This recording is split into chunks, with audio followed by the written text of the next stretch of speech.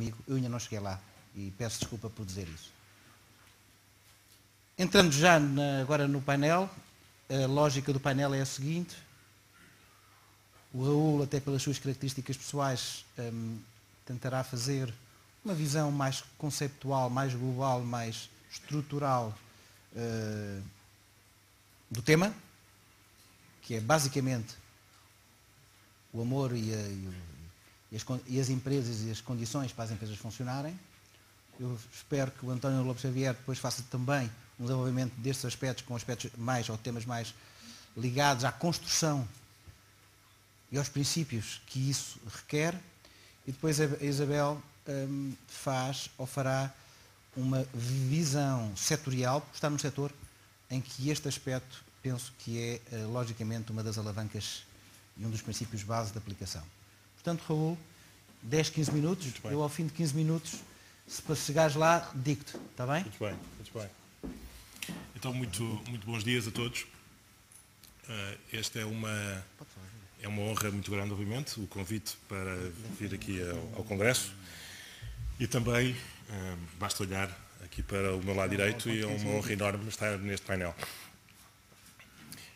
É também um enorme desafio, porque o tema foi dito logo desde o início, já foi descrito como provocativo, agora o Nuno usou a palavra interessante, eu acho que é um understatement. Eu acho um tema dificílimo e é difícil também porque esta Assembleia, a Assembleia ACES, é uma Assembleia possivelmente das mais capacitadas deste país e, portanto, é com muita humildade que tentarei responder a este desafio. E vou tentar fazê-lo também numa perspectiva bastante estreita, uma perspectiva que vai ser eu poderia chamar de um operário da gestão, ou um técnico da gestão, e só no final vou tentar deixar algumas reflexões sobre esta questão mais transcendental do amor ao próximo, que no final é aquilo que aqui nos traz, mas em relação ao qual eu confesso a minha condição de, eu diria, aprendiz, interessado, mais do que interessado, comprometido, mas sem deixar por isso de ser aprendiz. E estaria a não cumprir com as minhas obrigações se não fosse claro nesta minha dificuldade. Bom, vou também tentar contextualizar este debate, estas reflexões, no contexto de crise em que estamos. Não porque os elementos que eu vou comentar só se apliquem num contexto de crise, eles são, em boa medida, seculares, mas porque um contexto de crise torna mais evidente o tema que nos é dado, dos mercados, da comunidade e os acionistas, como é que as coisas podem não correr bem e como é que as coisas podem correr melhor e qual o nosso papel nesse contexto. Porquê que isso é assim?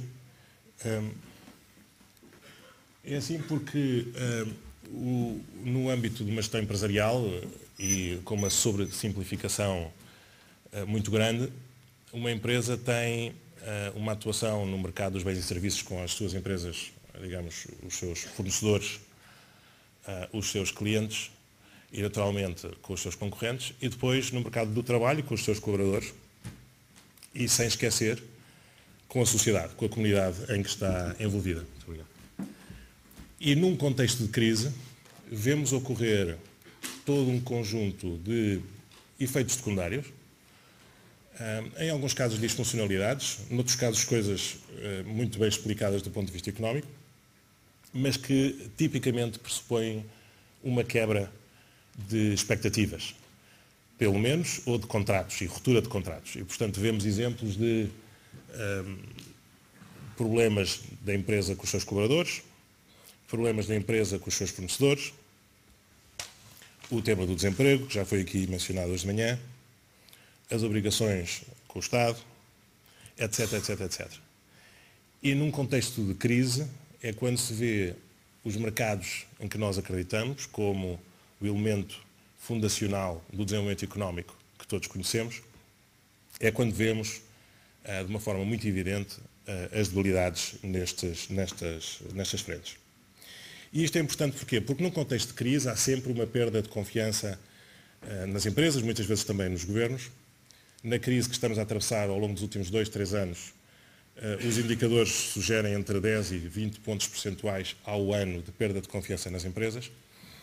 Este tema relaciona-se com algo que o professor Diogo Lucena comentava hoje de manhã, o tema da reciprocidade indireta. É importante que os mercados, a legitimidade e a robustez dos mercados, depende da confiança que não só os clientes, mas também os cidadãos têm nessa mesma economia de mercado e, portanto, a perda de confiança é algo que a curto prazo é inevitável, a médio prazo tem consequências, é perigoso. E porque isto é perigoso, no fundo podemos pensar numa situação em que o mercado que aprendemos na escola e que hoje aqui recordamos como lição magistral de 2 distintos professores, a tal mão invisível do Adam Smith não chega para tudo e em situações de crise seguramente não chega para resolver problemas que a nossa ética e a nossa moral têm dificuldade em aceitar. E é nesse contexto que eu queria falar em 3 elementos de gestão que não são novos, mas que, vistos de uma forma distinta, podem configurar um conceito de gestão realmente diferente. E vou apresentá-los numa lógica de trade-off. O primeiro trade-off, ou o primeiro equilíbrio, o primeiro balanço, é um balanço que tem que ver com o horizonte com que se gere as empresas. O horizonte com que se gere as empresas. Este é um tema, como dizia antes, secular.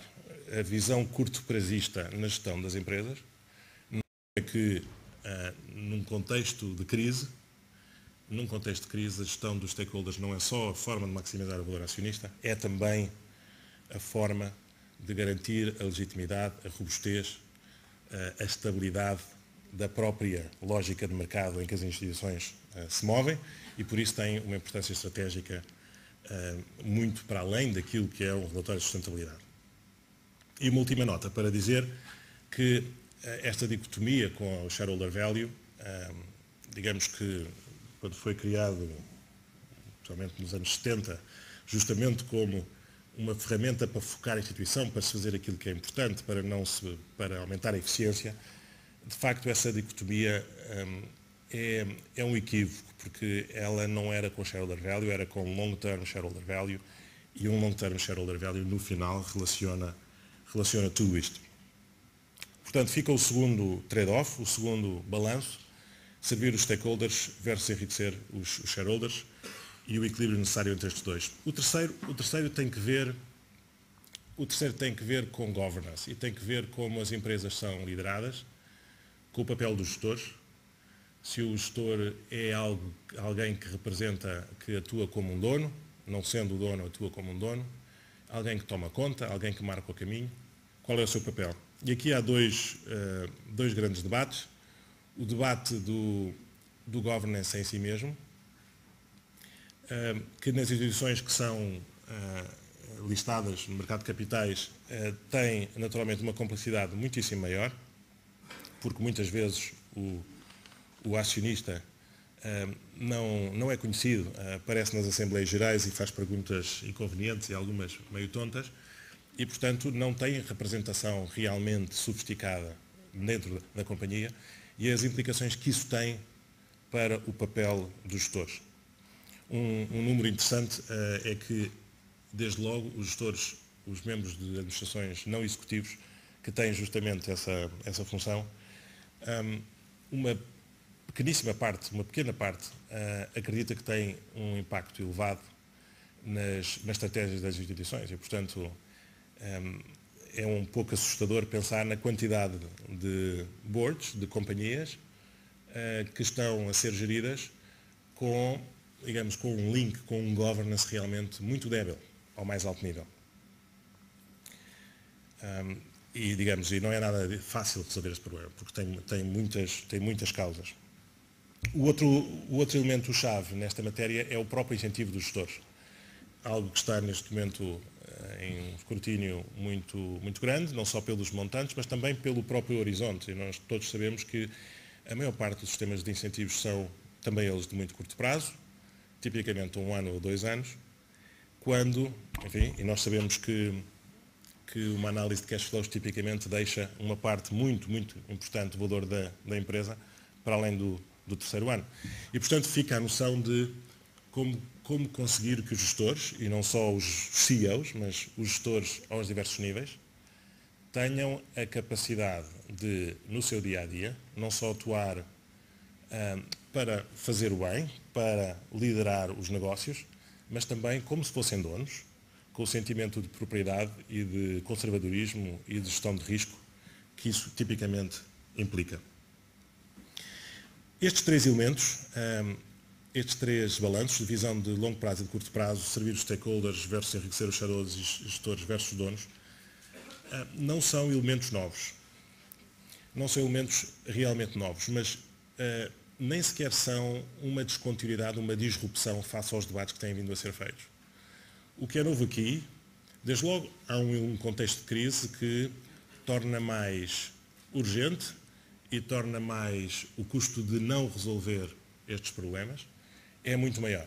E, portanto, é necessário encontrar um modelo, uma execução diferente ao longo destes princípios, que são conhecidos, mas é necessário encontrar uma execução diferente. É necessário encontrar um long-term capitalism, por oposição a um quarterly capitalism. E esse é um desafio de todos os gestores ao longo das últimas décadas. Não é?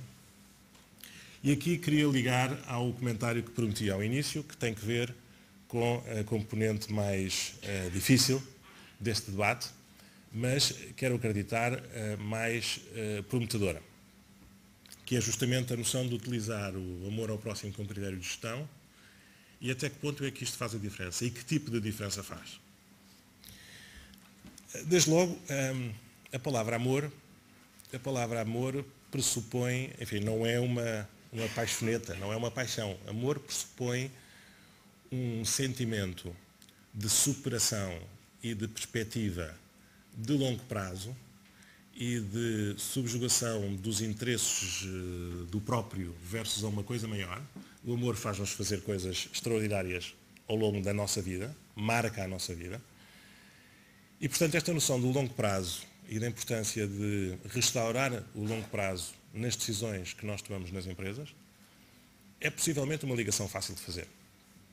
Como é fácil de fazer a ligação do próximo, que o João Luís deu há pouco nos mandamentos, no cálculo que, enfim, com a pureza e a ortodoxia que daí resulta, mas é uma leitura muito fácil de fazer com a gestão de stakeholders, que aprendemos na escola, mas que, com todos os progressos ao longo dos últimos anos, ainda assim tem muito caminho para andar. E a terceira, o elemento do papel do gestor e da inspiração que cabe a cada um de nós fazer estes trade-offs de uma forma diferente, com uma perspectiva, com um mindset de dono e não com um mindset apenas de alguém que tem que tratar da gestão de performance e de entregar os resultados em cada trimestre.